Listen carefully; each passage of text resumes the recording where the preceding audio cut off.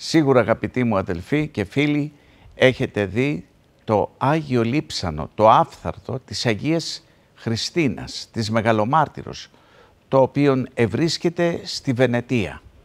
Είναι μέσα στη Λάρνακα και είναι ολόσωμο, κανονικό το Άγιο Λείψανο, όπως βλέπει κανείς στο χέρι μου, αλλά το βλέπετε ήδη και στην οθόνη του βίντεο, το οποίο έχουμε.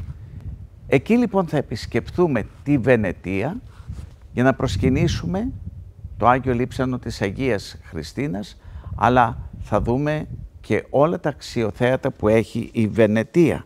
Επίσης θα πάμε στη Φλωρεντία, εκεί που έγινε η Σύνοδος Φεράρας Φλωρεντίας, η Σύνοδος όπου ο Άγιος Μάρκος ο Ευγενικός είπε ένα μεγάλο όχι στην ένωση τότε των εκκλησιών. Θα επισκεφτούμε την Πίζα με το γερμένο πύργο, τη Ρώμη, εκεί στις κατακόμβες, όπου εθάβοντο οι πρώτοι χριστιανοί, αλλά όπου κρυβόντουσαν σε περιόδους διωγμών, όπου μέσα εκεί μαρτύρησαν πολλές φορές διότι τους έκλεισαν και τους έπνιξαν τους χριστιανούς με καπνούς.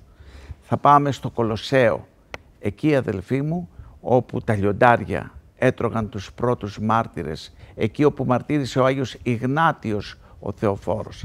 Θα πάμε στην Νάπολη, θα πάμε στην Πομπία, σε πάρα πολλά ευλογημένα μέρη πρωτοχριστιανικά. 13 με 19 Νοεμβρίου του 2025. Όσοι θέλετε για θέσεις ή για να έχετε ένα λεπτομερές πρόγραμμα, θα επικοινωνήσετε στο τηλέφωνο 210 52 21 860 στο Μιστακίδης Tours και θα ζητήσετε και το λεπτομερές πρόγραμμα. Μιλήστε λοιπόν με το πρακτορείο Μιστακίδης Tours και δηλώστε σύντομα θέσεις για να είστε μαζί με εμάς και τους μοναχούς του Τρικόρφου.